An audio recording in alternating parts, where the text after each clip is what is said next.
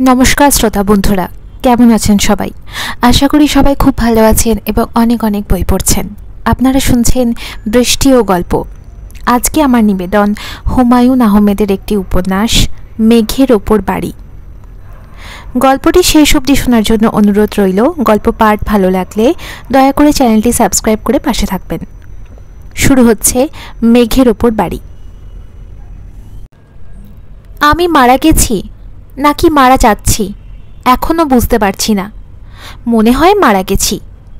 মৃত অবস্থা থেকে অলৌকিকভাবে যারা বেঁচে ওঠে তাদের মৃত্যু অভিজ্ঞতা হয়। এর নাম NDE, নিয়ার ডেথ এক্সপিরিয়েন্স, বাংলায় মৃত্যু অভিজ্ঞতা। তারা সবাই দেখে লম্বা এক সুড়ঙ্গের ভেতর দিয়ে তারা যাচ্ছে। সুড়ঙ্গের শেষ মাথায় চোখ ধাঁধানো আলো। এই আলোর চুম্বকের মতো আকর্ষণীয় ক্ষমতা। কঠিন আকর্ষণে অন্ধের মতো আলোর দিকে এগিয়ে যেতে হয়। আমি কোনো সুড়ঙ্গ দেখছি না, সুড়ঙ্গের মাথায় আলোও না, তবে নিজেকে দেখতে পাচ্ছি। জীবিত অবস্থায় কোনো মানুষেরই আয়নার সামনে ছাড়া নিজেকে দেখার উপায় নেই। আমি যেহেতু নিজেকে দেখছি, কাজেই ধরে নিতে পারি আমি মারা গেছি। নিজেকে দেখে আমার মায়া লাগছে। হাসপাতালের কেবিনে ডান দিকে পাশ ফিরে আমি শুয়ে আছি। নাকে অক্সিজেনের নল, বাঁ হাতে ক্যানিউলা লাগানো। ক্যানিউলা দিয়ে রক্তের শিরায় স্যালাইন যাচ্ছে, স্যালাইনের সঙ্গে অ্যান্টিবায়োটিক। নাভির নিচে একটা ফুটো করা হয়েছে। কেন করেছে কে জানে। মোবাইল ফোনের শব্দ হচ্ছে।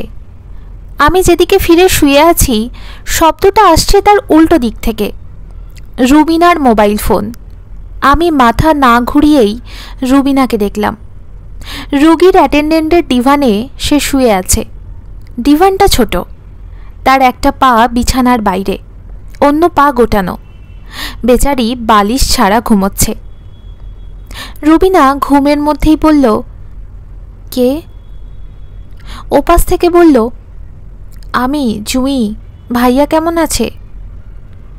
ভালো আছে। তোমার ভাইয়া ভালো? ভাইয়া কি ঘুমোচ্ছে? ঘুমোচ্ছে ঘুমোচ্ছে। রাখি কেমন? I love you. Rubina telephone হাতে ঘুমিয়ে পড়ল। ঘুমিয়ে যাওয়ার আগ মুহূর্তে বলল, প্রতিবার রাত 3টায় টেলিফোন, দিনে কি করিস? Fuck you beach. রুবিনা টেলিফোনের কথাবার্তা শুনে কয়েকটা জিনিস স্পষ্ট হলো। মৃত মানুষ টেলিফোনের ওপার থেকে যে কথা বলে তার কথা স্পষ্ট শুনতে পায়। কেউ মনে মনে কথা বললে তাও শুনতে পায়। এজন্যই ফাক ইউ বিচ এত পরিষ্কার শুনেছি। এত রাতে জুঁই নামের কে টেলিফোন করলো চিনতে পারছি না তো। নতুন পরিবেশে নিজেকে অভ্যস্ত করার চেষ্টা করছি। জীবিত অবস্থায় আমার চারপাশের পৃথিবী যেমন ছিল এখন তেমন নেই। কিছু গুণগত পরিবর্তন হয়েছে। আলো অনেক কোমল হয়ে গেছে। লেন্সে হালকা জেলি লাগিয়ে ছবি তুললে ছবি যেমন কোমল দেখায় তেমনি। রুবিনা যে ডিভানে শুয়ে আছে তার কিনারা কোমল। ইংরেজিতে সহজ করে বলি, নো শার্প এজেস। টুপ করে শব্দ হলো। রুবিনার হাত থেকে মোবাইল ফোন মেঝেতে পড়ে গেল। যেখানে পড়েছে তার কাছেই রাশি বিচারের একটা বই। বইয়ের নাম সানশাইন, লেখিকা লিন্ডা গুডম্যান। ঘুমোতে যাওয়ার আগে পা দুলিয়ে দুলিয়ে রুবিনা এই বই পড়ছিল এবং বলছিল, আশ্চর্য, সব মিলে যাচ্ছে। কি লিখেছে পড়ে শোনাবো? আমি বললাম, না। আমার বুকে তখন প্রচণ্ড চাপ, নিঃশ্বাসে কষ্ট হচ্ছে, দুটো কান বন্ধ।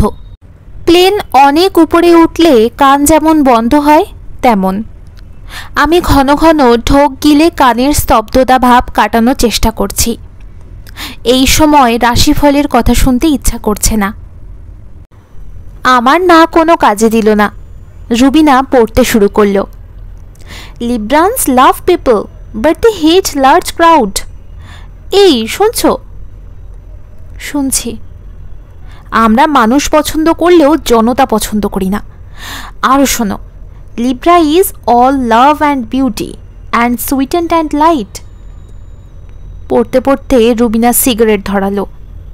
এমনিতেই নিঃশ্বাস নিতে পারছি না, তার উপর সিগারেটের কটু গন্ধ।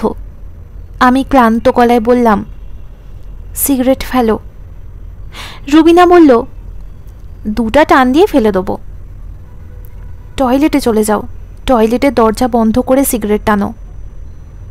রুবিনা বই হাতে টয়লেটে ঢুকে গেল। আমি বললাম, দরজাটা বন্ধ করো প্লিজ। রুবিনা বলল, পারবো না। কিছুক্ষণ পর তার হাসির শব্দ শুনলাম। রাশিফলের বইয়ে এমন কি লেখা থাকতে পারে যে সে খিলখিল শব্দ করে হাসছে? টয়লেট থেকে সিগারেটের দুর্গন্ধ আসছে, তার সঙ্গে যুক্ত হয়েছে ফিনাইলের গন্ধ।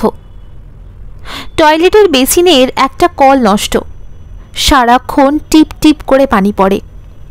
পানি পড়ার শব্দটা আগে কঠিনভাবে কানে লাগত, মনে হতো নখ দিয়ে কেউ ব্ল্যাকবোর্ডে আঁচড়াচ্ছে।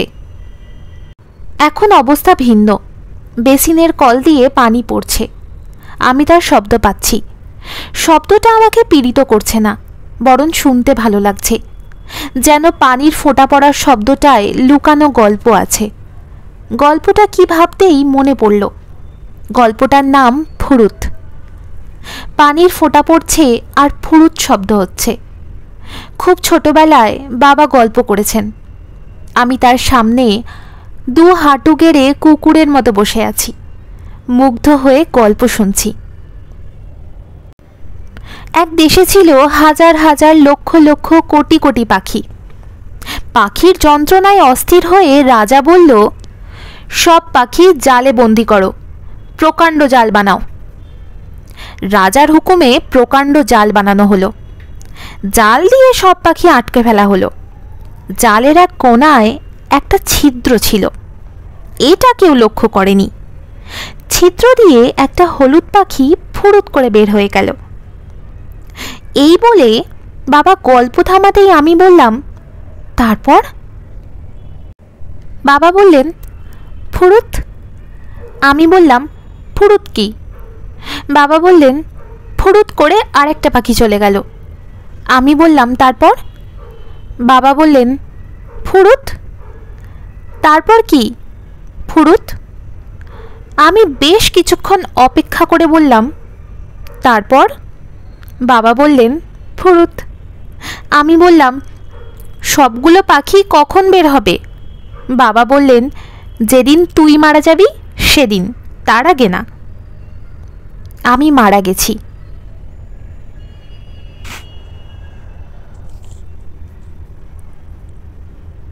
বাবার কথানুসারে সব পাখি জাল থেকে বের হয়েছে, তবে তাদের ফুরুত করে ওড়ার শব্দ রেখে গেছে। টয়লেটের কল ফুরুত ফুরুত করেই যাচ্ছে, শব্দটা মিষ্টি লাগছে, গাছের পাতা থেকে শিশির পড়ার মতো শব্দ। আলো যেমন কোমল হয়ে গেছে, শব্দও কোমল হচ্ছে। যত সময় যাবে ততই মনে হয় কোমল হবে। আলো ও শব্দ দুটোই ইন্দ্রিয়গ্রাহ্য। মৃত মানুষের ইন্দ্রিয় কোথায়? আলো কিভাবে দেখছি, শব্দই বা কিভাবে শুনছি? আমার আলাদা অস্তিত্বও নেই, আমি এক জায়গা থেকে আরেক জায়গায় যাচ্ছি না। জীবিত অবস্থায় ভূত প্রেতের ছবি রুবিনার সঙ্গে দেখেছি, হরর ছবি তার খুব পছন্দ। The whip and flash, woman, Friday the 13th, এইসব ছবিতে ভূত প্রেতের আলাদা অস্তিত্ব আছে। তারা এক জায়গা থেকে আরেক জায়গায় যেতে পারে, তাদের গায়ে কাপড় থাকে। নগ্ন ভূত পেতনি কখনো দেখিনি। এখন বুঝতে পারছি এই অংশগুলো ঠিক না। যার কোনো অস্তিত্ব নেই, তার জামা কাপড় পরারও কিছু নেই। পাশের বিছানায় খচখচ শব্দ হচ্ছে। রুবিনা উঠে বসেছে, চোখ ডলছে। মেঝেতে পড়ে থাকা মোবাইল ফোন সেট উঠিয়ে নিয়ে হাই তুলে কি যেন দেখল, সময় দেখল। বড় করে হাই তুলে ঘুমোতে গিয়েও গেল না। টয়লেটের দিকে রওনা হলো, হাতে সিগারেটের প্যাকেট। সিগারেটের গন্ধ পাচ্ছি। প্রথমবার যেমন তীব্র লেগেছিল এখন তেমন লাগছে না, বরং ভালো লাগছে। রুবিনা নিজের মনে কথা বলছে। তার একা একা কথা বলা বাতিক আছে। সে বলছে, গাধাটার কানে মলা দেওয়া দরকার, গাধার বাচ্চা গাধা, 14 গোষ্ঠী গাধা। রুবিনা বিশেষ কাউকে গাধা বলছে নাকি নিজের মনে এমনি কথা বলছে? এখন বুঝতে পারছি, রুবিনা গাধা বলছে কাদেরকে। কাদের আমাদের বাসার কেয়ারটেকার, সে সম্ভবত চোর, তবে গাধা না, গাধারা চোর হতে পারে না। মৃত মানুষ অন্যের মনের কথা ধরতে পারবে এটা জানা ছিল না। টেলিপ্যাথি নিয়ে অনেক কথা হয়।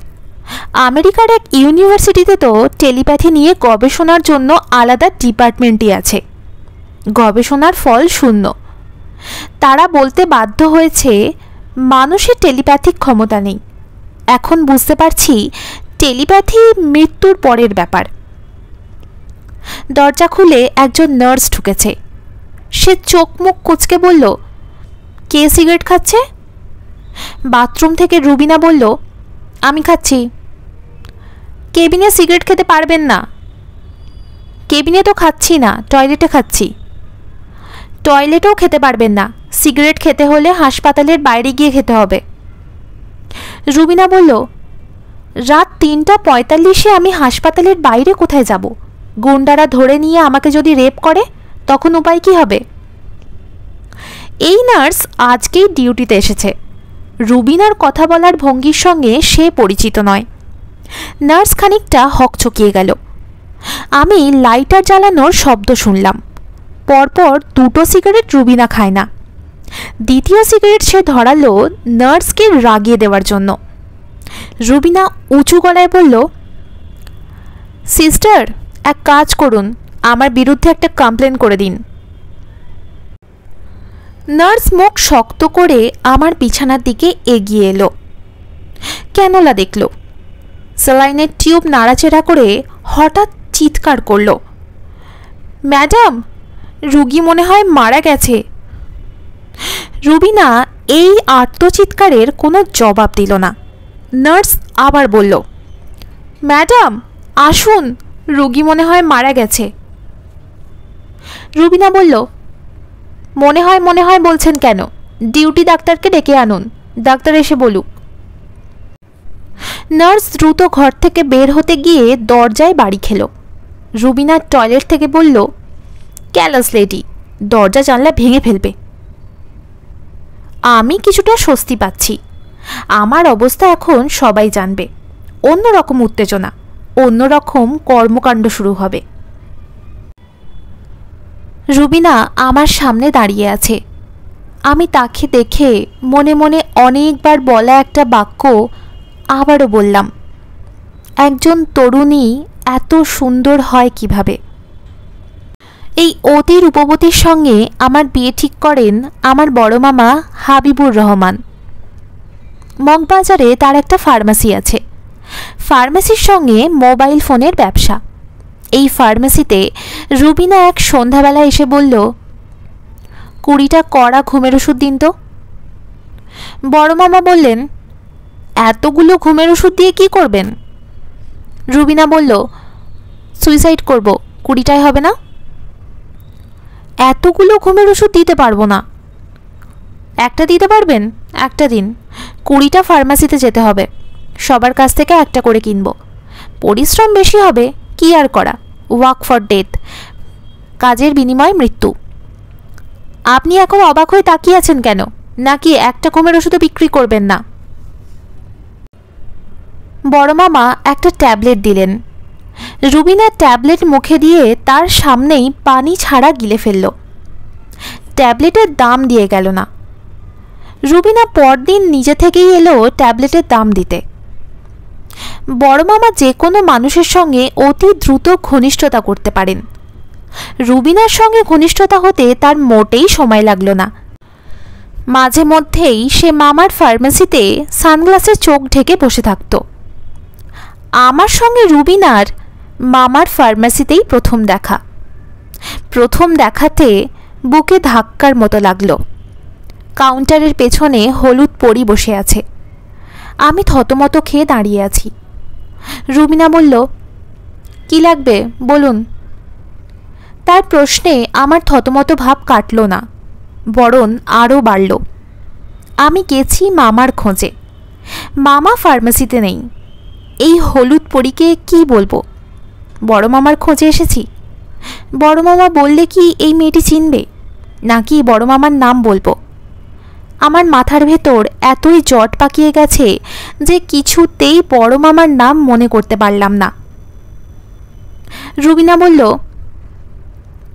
কোনো কাজ ছাড়া ফার্মেসির সামনে হাঁ করে দাঁড়িয়ে থাকবেন না। সুন্দরী মেয়ে দেখলেই তাকিয়ে থাকার কিছু নেই।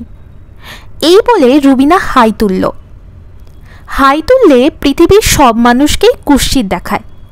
এই মেয়েটির বেলায় মনে হলো তার হাই তোলাও একটা নান্দনিক দৃশ্য।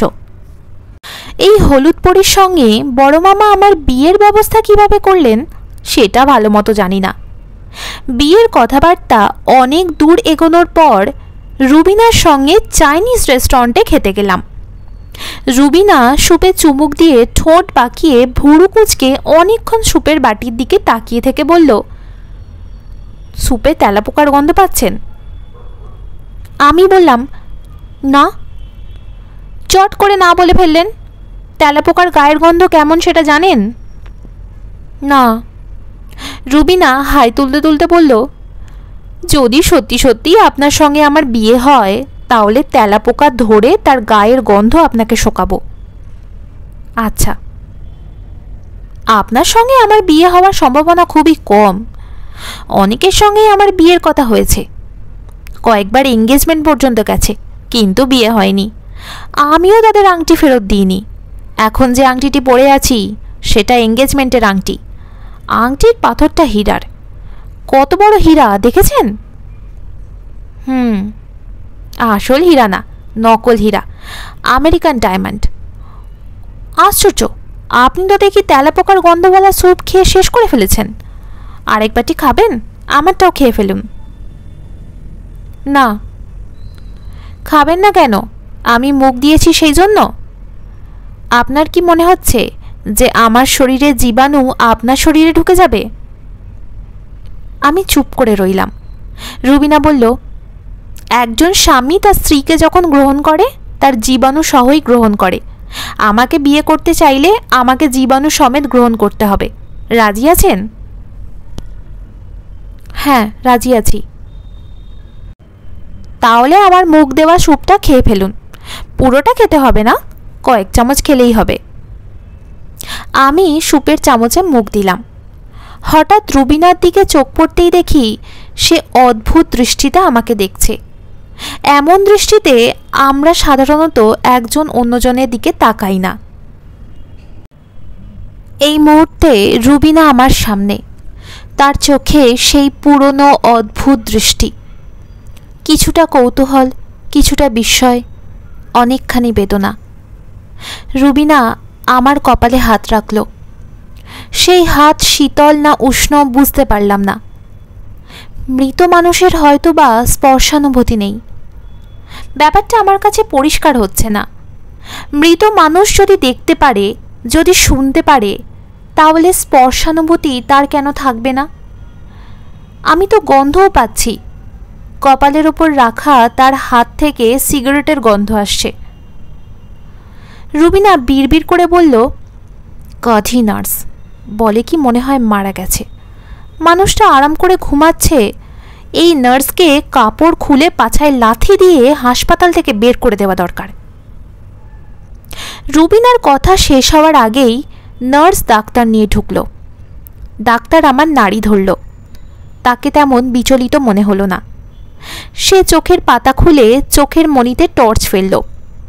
চোখে টর্চ ধরলে আমরা আলো ছাড়া কিছুই দেখি না, কিন্তু আমার দেখতে সমস্যা হচ্ছে না। নার্সের ভীত মুখ দেখছি, রুবিনার কৌতূহলী মুখ দেখছি, ডাক্তারের নির্বিকার মুখ দেখছি। ডাক্তার আমার বিছানার পাশে বসেছিল। সে উঠে দাঁড়ালো। অ্যাপ্রনের পকেট থেকে স্টেথোস্কোপ বার করে আবার রেখে দিল। খানিকটা ইতস্তত ভঙ্গিতে বলল, ম্যাডাম, পেশেন্ট মারা গেছে। ডাক্তার মনে হয় রুবিনার কাছ থেকে আর্ত চিৎকারের আশা করেছিল। সেরকম কিছু না দেখতে পেয়ে ডাক্তার বিস্মিত। রুবিনা সিগারেটের প্যাকেট হাতে নিতে নিতে বলল, আমাকে সিগারেট ধরাতে হবে। ডাক্তার বলল, ধরান, সিগারেট ধরান, অসুবিধা নেই। রুবিনা বলল, ওর চোখের পাতাটা বন্ধ করে দিন, তাকে দেখে মনে হচ্ছে আমার দিকে তাকিয়ে আছে। নার্স চোখের পাতা বন্ধ করল না, তবে চাদর দিয়ে আমাকে পুরোপুরি ঢেকে দিল।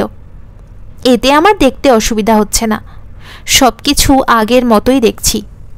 এর অর্থ আমি দেখার জন্য আমার শরীর ব্যবহার করছি না। রুবিনা সিগারেট ধরিয়ে কাস্তে কাস্তে বলল, টাইম দেখুন তো ডাক্তার সাহেব, কখন মারা গেছে? সবাই জানতে চাইবে। 3:46। রুবিনা বলল, কতক্ষণ আগে মারা গেছে বলে আপনার ধারণা? ডাক্তার বলল, বেশি আগে না, অল্প আগে।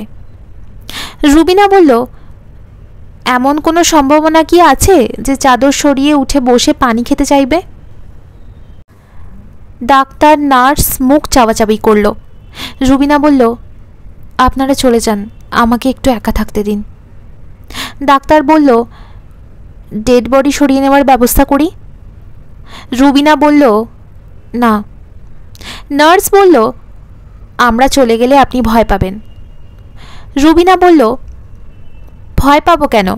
জীবিত মানুষকে ভয় পাওয়ার ব্যাপার আছে, মৃত মানুষকে ভয় পাওয়ার কিছু নেই।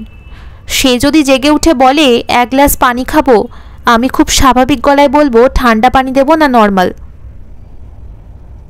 ডাক্তার বলল, আপনার আত্মীয় স্বজন কাউকে খবর দেব? রুবিনা বলল, খবর আমিই দেব, আপনারা ডেথ সার্টিফিকেটের ব্যবস্থা করুন। ডাক্তার ও নার্স চলে যাওয়ার পরপর রুবিনা আমার মুখের ওপর থেকে চাদর সরিয়ে দিল, পানির বোতল থেকে পানি খেলো, বিরক্ত গলায় বলল, এখনও সেলাইন যাচ্ছে, এই সব খুলে নাই কেন? গাধা নার্স, গাধা ডাক্তার। রুবিনা মোবাইল নিয়ে তার বিছানায় আধশোয়া হয়ে বসেছে, তার হাতে সিগারেটের প্যাকেট, নতুন একটা স্টিক আঙুলের পাশে ধরা, এখনও জ্বালানো হয়নি। হ্যালো, কাদের? কাদের? আমার গলা শুনে বুঝতে পারছো না আমি কে? খামোখা কে কে করছো কেন? তোমার মোবাইলে তো আমার নাম ওঠার কথা, নাম উঠছে কিনা দেখো। ম্যাডাম, উঠছে। আমি দুজনের কথাবার্তাই পরিষ্কার শুনছি। কাদেরের গলা শুনে মনে হচ্ছে তার ঘুম এখনও কাটেনি। কাদের, মন দিয়ে শুনছ? জি ম্যাডাম। তোমার স্যার মারা গেছেন। কি সর্বনাশ! কখন মারা গেছেন? কখন মারা গেছেন এটা ইম্পর্টেন্ট না, মারা গেছেন এটা ইম্পর্টেন্ট। তুমি গাড়ি পাঠাও, আমি বাসায় ফিরব, হট শাওয়ার নেব। সবাইকে খবর দিব ম্যাডাম? এত রাতে কাউকে খবর দেওয়ার দরকার নেই, সবাই ঘুমোচ্ছে। সকাল 8:30টার পর খবর দেওয়া শুরু করবে। জি আচ্ছা ম্যাডাম। সবাই বাসায় আসার জন্য ব্যস্ত হবে, তাদের বলবে ডেড বডি বাসায় নেই। হাসপাতালে আছে বলবো? না, বলবে কবর হবে তোমার স্যারের বাবার কবরের পাশে, ডেড বডি নিয়ে গাড়ি রওনা হয়ে গেছে। অনেকেই যেতে চাইবে, যারা যেতে চাইবে তারা নিজের ব্যবস্থায় যাবে, বুঝেছ? পলিন আপুকে কি খবর দেব? পলিন ঘুমোচ্ছে না? জি। পলিন খুব স্বাভাবিক মেয়ে না, এটা তুমি জানো। ঘুম ভাঙিয়ে তাকে দুঃসংবাদ দেওয়ার কি আছে? এরকম একটা খবর শুনলে সে কি করবে সেটা তুমিও জানো না, আমিও জানি না। সকাল 9টার সময় তুমি রবিকে টেলিফোন করবে, সে 9টার আগে ওঠে না। ডেড বডি নিয়ে গ্রামের বাড়ি যাওয়া, দাফনের ব্যবস্থা করার দায়িত্ব তার। আমি এখন আমার মোবাইল অফ করে দিচ্ছি, ড্রাইভার এখনই পাঠাও। জি ম্যাডাম। কাঁদছো নাকি? কাঁদার কিছু নাই, জন্মালে মরতে হবে। তুমি মরবে, আমি মরব, তোমার পুরো গোষ্ঠী মরবে, আমার পুরো গোষ্ঠী মরবে, ঠিক না? জি ম্যাডাম। আমার শোবার ঘরের এসি ছেড়ে ঘরটা ঠান্ডা করে রাখো, বাসায় ফিরে আমি কিছুক্ষণ রেস্ট নেব। জি ম্যাডাম। রুবিনা সম্পূর্ণ নগ্ন হয়ে কাপড় বদলাচ্ছে। আমি একজন মৃত মানুষ, তারপরও আতঙ্কে অস্থির। দরজা লক করা না, যে কোনো সময়ে যে কেউ কেবিনে ঢুকতে পারে। আমি চোখ বন্ধ করার চেষ্টা করলাম, চোখ বন্ধ করা গেল না। সব আমার চোখের সামনেই ঘটছে। জীবিত অবস্থায় কোনো কিছু দেখতে না চাইলে চোখ বন্ধ করতাম, এখন তা সম্ভব না। সব কিছুই আমাকে দেখতে হবে। কেবিনের দরজা খুলে নার্স ঢুকলো। বাঁচা গেছে। এর মধ্যে রুবিনার কাপড় বদলানো হয়ে গেছে। ড্রেস বদলানোর কাজটা সে অতি দ্রুত করতে পারে। নার্স বলল, ম্যাডাম আপনি কি চলে যাচ্ছেন? ডেড বডি নিয়ে যাবেন না? রুবিনা বলল, আপনারা রেখে দিন।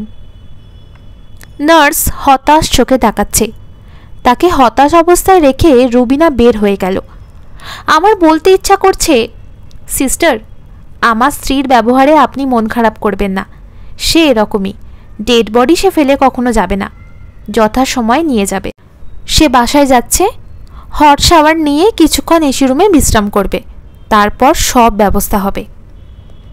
আমি বলতে চাচ্ছি কিন্তু বলতে পারছি না। এটা তো ঠিক না। আমাকে কথা শোনার শক্তি দেওয়া হয়েছে, কথা বলার শক্তি কেন দেওয়া হবে না? কেবিনে আরও দুজন ঢুকেছে। এরা ওয়ার্ড বয় বা এ জাতীয় কিছু। হাতের ক্যানুলা থেকে নল সরালো। বেড টেনে নিয়ে যাচ্ছে। কোথায় নিচ্ছে কে জানে। আমি হঠাৎ অস্থির বোধ করলাম। বেডের সঙ্গে আমিও কি যাব, নাকি আমাকে এ ঘরেই থাকতে হবে? আমার আলাদা কোনো শরীর থাকলে, হাত পা থাকলে, আমার ডেড বডি যেখানে যাচ্ছে সেখানে হেঁটে হেঁটে চলে যেতাম। আমার তো শরীর নেই। যা আছে তা খুব সম্ভবত চেতনা। চেতনা কি এক জায়গায় থেকে আরেক জায়গায় যেতে পারে, নাকি আমার চেতনা এই ঘরেই সীমাবদ্ধ? এখানে যা হবে শুধু তাই আমি জানব, বাইরের কিছু জানব না। এটা তো ঠিক না, ভেরি আনফেয়ার। যা ভয় করেছিলাম তাই। আমি কেবিন ঘরে আটকা পড়ে আছি। ওয়ার্ড বয় ঘর পরিষ্কার করছে, মপ দিয়ে মুছছে, ঘরে স্প্রে করছে, বাথরুম ধুচ্ছে। মৃত্যু কি অশুচি বিষয়? যেখানে কেউ মারা যায় সেই জায়গা কি অশুচি হয়ে যায়? ওয়ার্ড বয় দুজন নিজেদের মধ্যে কথা বলছে। দুজনের গলায় চনমনে। কথা বলেও আনন্দ পাচ্ছে। কথার বিষয়বস্তু হলো তাদের স্যারের এক ভিডিও মোবাইলে ছাড়া হয়েছে। ভিডিওটা খুব স্পষ্ট নয়, তবে তাদের স্যারকে বোঝা যাচ্ছে, কিন্তু মেয়েটাকে চেনা যাচ্ছে না। নার্সের পোশাক পরা মেয়ে, একবারও তার চেহারা দেখা যায়নি। একজন বলল, ভিডিও ঠিকমতো করতে পারে নাই, প্রথমেই দুজনের চেহারা দেখানো উচিত ছিল, বাকিটা পরে দেখালে চলতো। দ্বিতীয়জন বলল, ক্যামেরাও ঠিকমতো ধরতে পারে নাই, হাত কাঁপছে। মেয়েটা ভ্যাঁ ভ্যাঁ করে কাঁদছে, কি জন্য এটা তো বুঝলাম না। প্রথমে তো হাসি খুশি ছিল। হাসি খুশি বুঝলা কেমনে? মুখ তো দেখো নাই। হাসির শব্দ শুনলাম না। মনে হয় প্রথমেও কাঁদছে। মুখ না দেখা গেলে হাসির শব্দ কান্দনের শব্দ সব এক রকম। এটা কি বললা? হ্যাঁ, একবার আমার পুলার কান্দন শুই না, দৌড়ে গিয়ে দেখি সে হাসতেছে। জটিল কথা বললা তো, হাসি আর কান্দনের শব্দ একই। তারা মূল আলোচনা থেকে সরে গেছে, হাসি কান্নার শব্দ অ্যানালিসিস করছে। আশ্চর্য ব্যাপার, আমি তাদের স্যারের ভিডিও দেখার জন্য আগ্রহ বোধ করছি।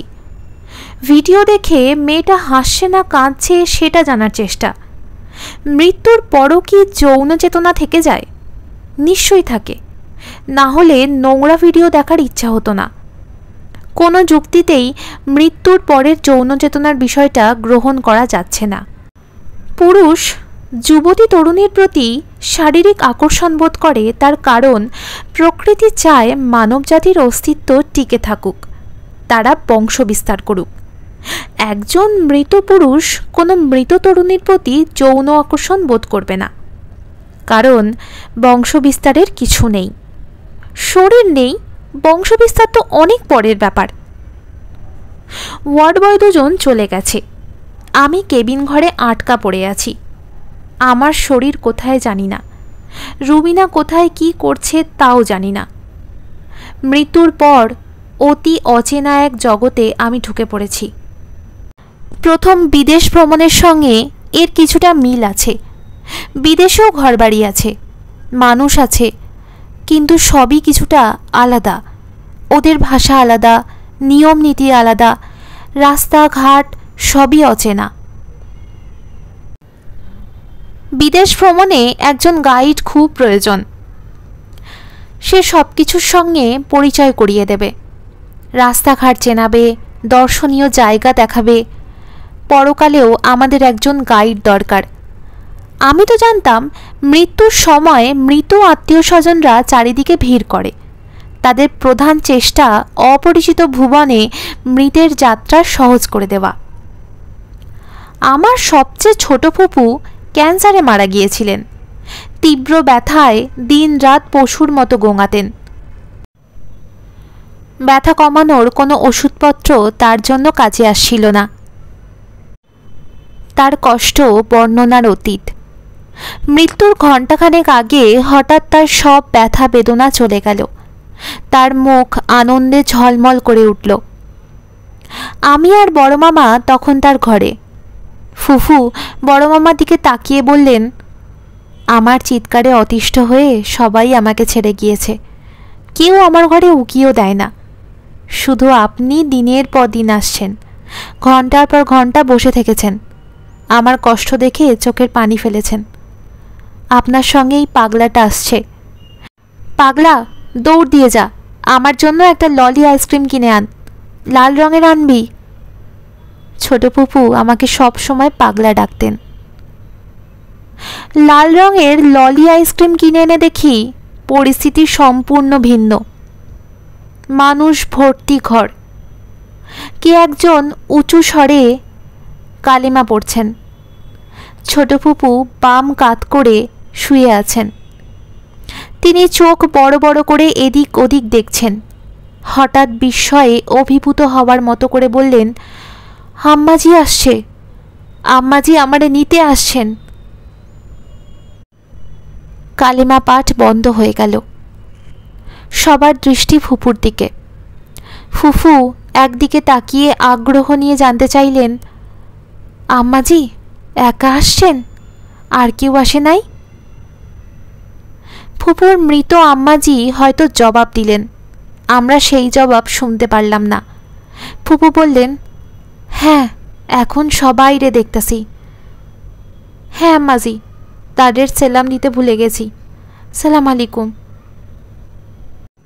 ফুপুর মৃত আম্মাজি হয়তো জবাব দিলেন, আমরা সেই জবাব শুনতে পেলাম না। ফুপু বললেন, হ্যাঁ এখন সবাই রে দেখতেছি। হ্যাঁ আম্মাজি, তাদের সালাম দিতে ভুলে গেছি, আসসালামু আলাইকুম। হঠাৎ ফুপু আতঙ্কিত গলায় বললেন, আম্মাজি এই মেয়েটা কে? আমার ভয় লাগতেছে, আমার ভয় লাগতেছে, এটা কে? বড় মামা বললেন, জাবেদারে কাবা শরীফের দিকে মুখ করে শুইয়ে দাও, সবাই কালেমা পাঠ করো। ছোট ফুপুকে নিতে সবাই এসেছিল। তার অপরিচিত একজন মহিলাও এসেছিল। আমাকে নিতে কেউ আসেনি। মৃতকে পথ দেখিয়ে নেওয়ার জন্য মনে হয় কেউ আসে না। সবাই সবটাই অসুস্থ মানুষের কল্পনা। আমি কেবিনের মেঝেতে 3টা তেলাপোকা ছাড়া কিছুই দেখছি না। একটার গায়ের রং কুৎসিত সাদা। রুবিনা এই তেলাপোকাটা দেখলে লাফ দিয়ে বিছানায় উঠে পড়ত। তার মনে এই পৃথিবীর সবচেয়ে কুৎসিত, সবচেয়ে নোংরা, সবচেয়ে জঘন্য, সবচেয়ে ভয়ঙ্কর প্রাণীর নাম তেলাপোকা। এই ছিল প্রথম পর্ব। গল্পের পরবর্তী অংশ পরবর্তী পর্বে।